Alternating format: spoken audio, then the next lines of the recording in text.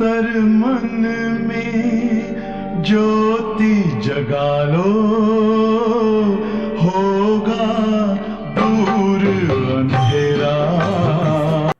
ओम शांति। यह मनुष्य का स्वाभाविक नेचर है, यह स्वभाव है कि वह हमेशा अपने जीवन में सुख, शांति, धन संपत्ति चाहता है। वह हमेशा यही चाहता है कि उसका जीवन बड़ा ही सरल हो, कोई समस्या उसके ऊपर आए ही नहीं, अच्छी तरह से हंसी खुशी से उसका जीवन बीतता जाए। यह हर एक मनुष्य की एक नेचुरल नेचर को या नेचुरल इच्छा होती है, और इसी इच्छा को मन में धारण करते हुए हर कोई यह चाहता है कि ईश्वर की कृपा या भगवान की कृपा, आशीर्वाद उसके ऊपर सदैव बने रहे, जो उसका जीवन सरलता से सफलतापूर्वक व्यतीत होता रहे। है ये चाहते हैं कि ईश्वर की कृपा बनी रहे, आशीर्वाद मिलते रहे, और इसी कृपा या आशीर्वाद को पाने के लिए वास्तव में कर्म भी आधार बनते हैं। हमारे कर्म ही आधार होते हैं इस कृपा या आशीर्वाद प्राप्त करने के। उदाहरण के तौर पर जब भी कोई बड़ा बुजुर्ग व्यक्ति किसी बच्चों को कुछ कहता है, कुछ आज्ञाएं करता है, और जब बच्चा उनके जैसा जो कहा, जो सुना, उस अनुसार चलता है, तो बड़े तुरंत ही अपने मुंह से बोल देते हैं कि तुम्हारा भला हो जाए, तुम्हें मेरे लाख लाख आशीर्वाद है, कृपा है।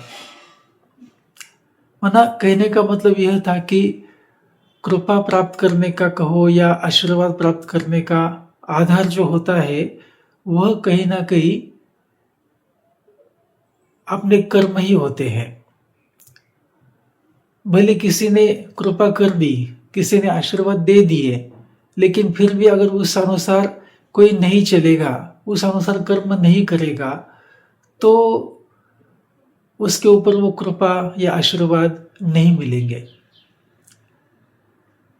और इसी कर्मों की गति को समझते हुए कहो या कर्म के सिद्धांत को समझते हुए दुनिया में भी हम देखते हैं कि कई सारे लोग दान, पुण्य, व्रत, उपवास, नियम, तप आदि करते रहते हैं, पूजा पाठ करते रहते हैं, सत्संग करते रहते हैं, क्योंकि समझते हैं कि ऐसा करने से हमारे कर्म अच्छे रहेंगे, श्रेष्ठ बनेंगे, और फिर ईश्वर की कृपा भी हमारे ऊपर बनी रहेगी।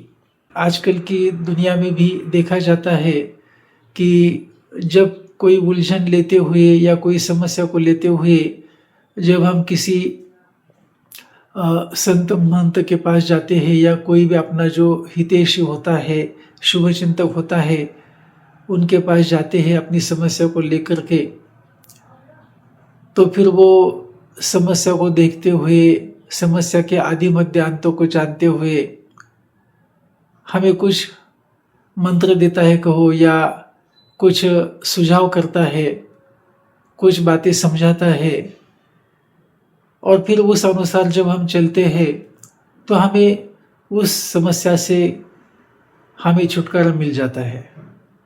तब फिर हम कहते हैं कि अरे बहुत अच्छा हो गया, आपने तो हमारे ऊपर बहुत बड़ी कृपा कर दी, आपने हमें आशीर्वाद दिए, तो हमारे जो भी समस्याएं थी वो चुटकी से सॉल्व हो गई। आपका लाख लाख शुक्रिया, आपने तो हमारे भाग्य के कपाट ही खोल दिए। तो वास्तव में यहाँ पे दो बातें हैं। कृपा या आशीर्वाद कराने वाला कुछ ना कुछ सूचनाएं करता है, कुछ रहस्य को बताता है, या कुछ समझदारी की बातें करता है, कुछ करने के लिए कहता है, और जब हम उस अनुसार करते हैं तो फिर हमें ये अनुभव होता है कि हमारे ऊपर तो उसकी जैसे की कृपा हो गई, आशीर्वाद उसके मिल गए हमको।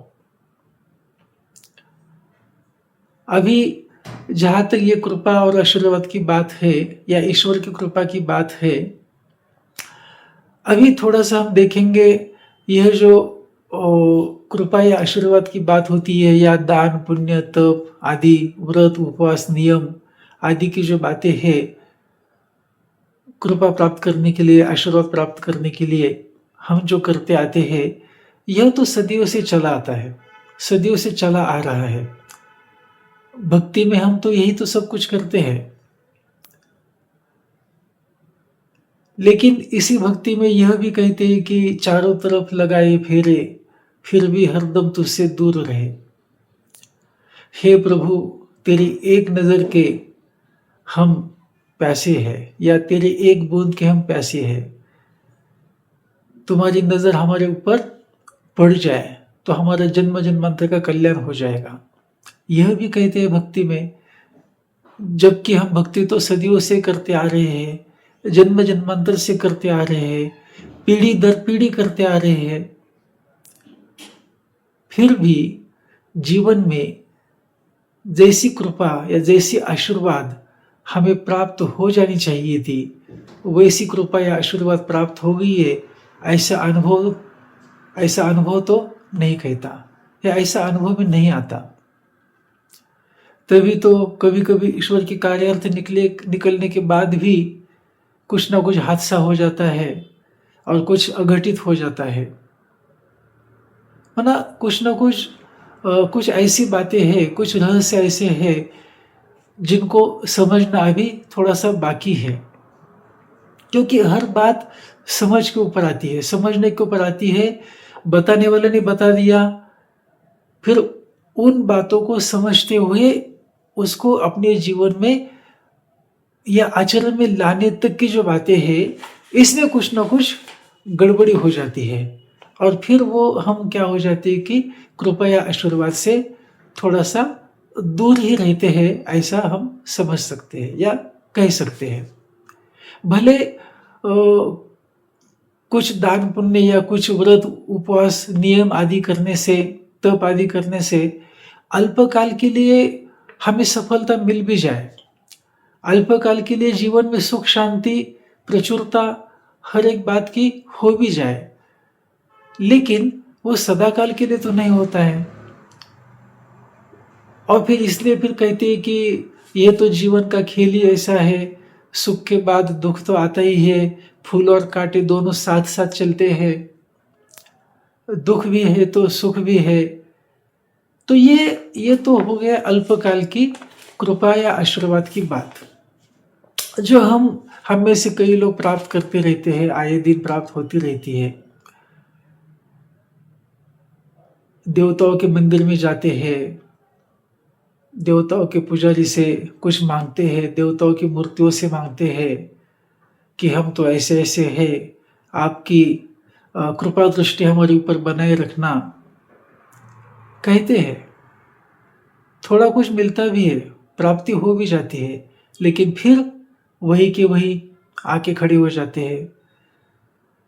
आज हम देखते लाखों करोड़ों लोग ये कृपा दृष्टि, कृपा आशीर्वाद मांगते रहते हैं, ईश्वर से मांगते रहते हैं, भगवान से। एक तरफ भगवान को तो दया का सागर कहते हैं, प्यार का सागर कहते हैं। अब सोचो, वो प्यार का सागर, वो कृपा सिंधु, दया सिंधु, करुणा निधि, क्या वो इतना निष्ठुर है जो हम बच्चे इतने तरस रहे हैं उसकी कृपा या आशीर्वाद प्राप्त करने के लिए? क्या वो नहीं देख रहा? क्या वो हमारी पुकार नहीं सुन रहे हैं? तो यहाँ पे यही प्रतीत होता है कि कुछ बातें हमको यहाँ पर भी समझनी आवश्यक है। ईश्वर की कृपा, भगवान की कृपा, आशीर्वाद हम अपने ऊपर चाहते हैं तो हमें कुछ और भी गुह्य बातें या रहस्य भरी बातें समझना पड़ेगा। ये कहीं ना कहीं प्रतीत होता है। नहीं तो हम तो कर ही रहे हैं ये सब बातें। हम तो, हर कोई कहेगा कि मैं तो अच्छा ही हूँ, मैं तो अच्छा कर्म करता हूँ, मैं तो अच्छी तरह से जीवन जीता हूँ, फिर भी मेरे नसीब में ऐसी ऐसी बातें हो गई है, मेरी तो कुछ भी गलती नहीं थी इसमें, फिर भी मेरे साथ ऐसा क्यों। भगवान को भी कोसते हैं कि हे भगवान, ये तूने क्या किया, ये मेरे ही नसीब फूटे हैं, मेरे ही नसीब में ऐसा क्यों, यह भी कहते हैं। तो वास्तव में ये भगवान ऐसा जो प्यार का सागर है, दया का सागर है, वो कैसे दुख देगा, यह भी तो समझने की बात है। वो तो हमेशा कृपा ही करेगा। लेकिन जैसे वो उदाहरण जो हमने देखा था बीच में, कोई जब बात कुछ कहता है, उस अनुसार चलेंगे, उस अनुसार कुछ करेंगे कर्मों में, तो फिर हमको उसकी कृपा या आशीर्वाद प्राप्त होंगे। आजकल के मनुष्य भी, बुजुर्ग भी तो यही चाहते हैं ना कि बच्चा मेरे अनुसार सुने, तो फिर मैं उसके ऊपर अपनी कृपा बरसाऊंगा, तो मैं उसको अपना आशीर्वाद दे दूंगा। तो ये तो भगवान है, भगवान भी तो कुछ ना कुछ चाहते होंगे ना। तो यहाँ पे यह बात है कि हमको ईश्वर की कृपा या आशीर्वाद प्राप्त करने के लिए कुछ बातों को, कुछ गुह्य रहस्यों को समझना पड़ेगा। तो बात यही है। और देखो, जब हम कहते हैं कि ईश्वर की कृपा, तो ईश्वर की कृपा या उसका जो आशीर्वाद है, उसको प्राप्त करने का, अच्छा वो कौन कर सकता है? ईश्वर की कृपा या ईश्वर की आशीर्वाद कौन दे सकते हैं? जैसे घर का बुजुर्ग, वो खुद देता है आशीर्वाद, या खुद वो कृपा करता है किसी के ऊपर, या अपना जो हितैषी होता है, शुभचिंतक होता है, एक लौकिक रीति से देखा जाए तो वो जब समझता है, वो जब करता है कृपा या आशीर्वाद, तब वो हमको प्राप्त होती है। ये दोनों बातें हैं। और वो कैसे करता है? कुछ बातों को समझाता है, कुछ बातों को अपने सामने रखता है। वो बातें जब हमको जचती है तो हम अनुसार करते हैं, तो फिर वो कृपा हो जाती है। उसी अनुसार जब ईश्वर की कृपा के अभिलाषी या कृपा के इच्छुक हम लोग हैं, तो फिर ईश्वर भी तो अपनी कृपा या आशीर्वाद करने का, उसका भी कुछ अपना तरीका होगा। तो तरीका यही होता है कि जब सभी मनुष्य आत्माएं, अभी ये भी बात है, ईश्वर तो किसी एक या दो के लिए कृपा या आशीर्वाद नहीं करेगा। भले लौकिक रीति से देखा जाए तो घर का फैमिली मेंबर या कोई संत महात्मा किसी 1, 2, 100, 200, 500, 1000 को अपनी कृपा या आशीर्वाद करेगा, दे देगा। लेकिन जहाँ तक ईश्वर की बात है, ईश्वर तो ऐसे किसी गिने चुने को तो कृपा या आशीर्वाद नहीं करेगा। वो जब भी करेगा तब वो बेहद में करेगा, वो सारी मनुष्य आत्माओं के लिए करेगा। विश्व की जो भी मनुष्य आत्माएं हैं, सारी मनुष्य सृष्टि के ऊपर अपनी कृपा या आशीर्वाद बरसाएगा। तभी तो उसको ईश्वर कहा जाता है। उसके पास कोई हद नहीं है, वो बेहद का है, इसलिए उसको दया का सागर भी कहते हैं, कृपा सिंधु कहते हैं। तो वो जब करता है तब वो किसी एक दो के लिए नहीं करता। एक तो पहली बात समझनी पड़ेगी हमको। और इसलिए भी कहा जाता है कि जब भी भगवान जब देता है तो छप्पर फाड़ के देता है। तो ये सब क्या है, क्या विधि उसकी है, क्या तरीका है ईश्वर की कृपा प्राप्त करने का, या किस तरह से वो कृपा या आशीर्वाद करते हैं, यह भी हमको समझना है। तो जब वो देखते हैं कि लगभग सारे मनुष्य आत्माएं सृष्टि के, लगभग सभी दुखी, अशांत, परेशान, किसी न किसी आपदा में है, रोगों से रोगी है, रोगों ने उनको घेर लिया है, दुखों के पहाड़ टूट रहे हैं बच्चों के ऊपर, तो जब वह देखते हैं, जब वह देखते तो मनुष्य आत्माओं के जो अंतिम जन्म है, अंतिम जन्म अर्थात 84वां जन्म जो है, जो वर्तमान समय की बात यहाँ पे है कि सभी मनुष्य आत्माओं के अंतिम जन्म में जब सभी पहुंच जाते हैं, यह सृष्टि जब अपने अंतिम चरण में पहुंच जाती है, तब फिर वही ज्ञान सागर परमात्मा, कृपा सिंधु परमात्मा, दया का सागर परमात्मा इस धरती पे आकर के प्रजापिता ब्रह्मा के मुख कमल द्वारा अपनी कृपा, दया दृष्टि, आशीर्वाद सभी मनुष्यात्माओं के ऊपर बरसाते हैं। और इसीलिए यह भी कहा जाता है कि भगवान के घर में देर है लेकिन अंधेर नहीं। जब देता है तो छप्पर फाड़ के देता है। भले कोई कह सकता है कि बहुत देर कर दिया आपने, लेकिन जब देता है तो छप्पर फाड़ के देता है। बस हमको समझने की बात है। तो जब वो प्रजापिता ब्रह्मा के मुखकमल द्वारा कृपा दृष्टि बरसाते हैं, देते हैं, तो क्या तरीका तो बिल्कुल सिंपल है। कुछ ज्ञान की बातें बताते हैं, कुछ ज्ञान की बातें बताते हैं, रहस्य को समझाते हैं, कर्मों के रहस्य को, कर्मों के गुह्य गति को समझाते हैं। स्वयं का ज्ञान, ड्रामा, सृष्टि चक्र का ज्ञान और राजयोग की शिक्षा, जिसको हम आजकल की भाषा में मेडिटेशन कहते हैं, मेडिटेशन सिखाते हैं।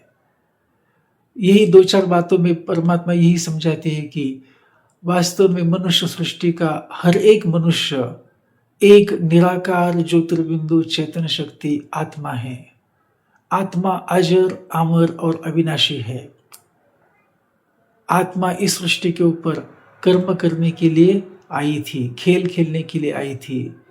जो देह वर्तमान समय हम लोगों ने धारण किया है, वह देह मुझ आत्मा का कर्म करने का साधन है। ये स्मृति दिलाते हैं। साथ साथ यह भी स्मृति दिलाते हैं कि जब आपके पहले जन्म में या सृष्टि के शुरुआत में, आरंभ में, हम सभी मनुष्य आत्माओं का जीवन सुख शांति से भरपूर था।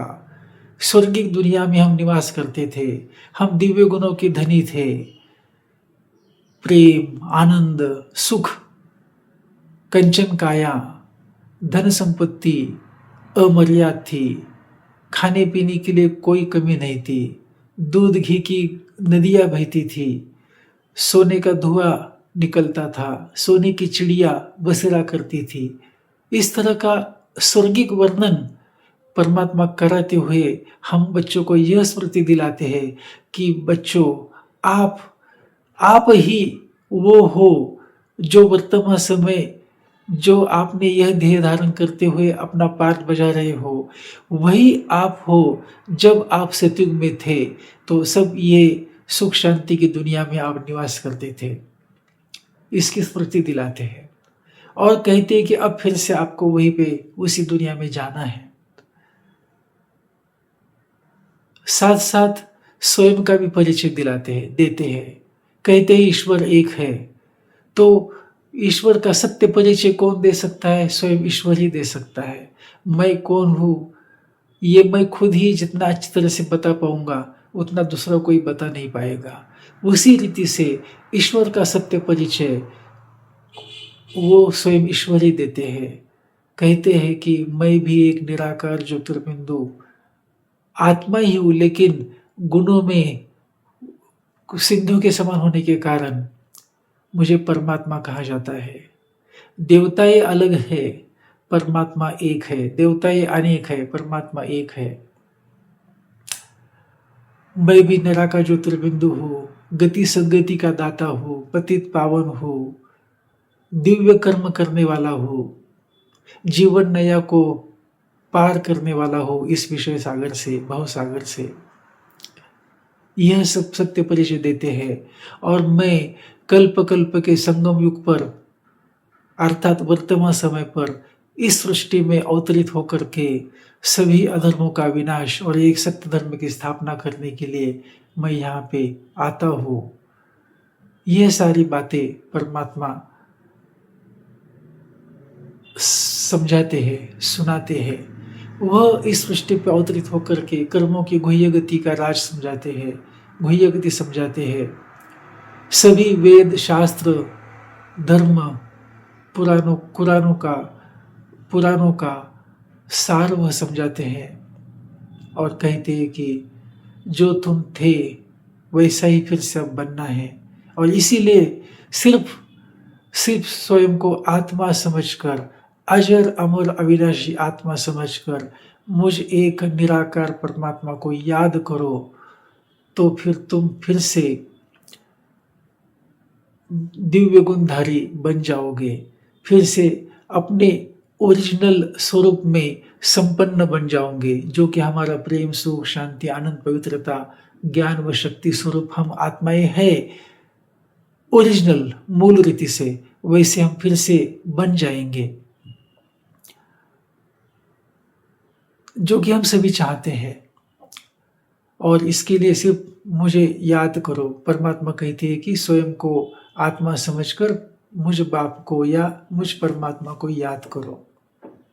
यह स्मृति हमेशा रखो, कायम अपनी बुद्धि में, कॉन्शियस लेवल पे यह हमेशा धारण करो, यह स्मृति रखो कि मैं देह नहीं हूँ, मैं निराकार ज्योतिर्बिंदु चेतन शक्ति आत्मा हूँ, और मैं आत्मा इस देह रूपी साधन से अपना कर्म कर रहा हूँ, अपना पार्ट बजा रहा हूँ।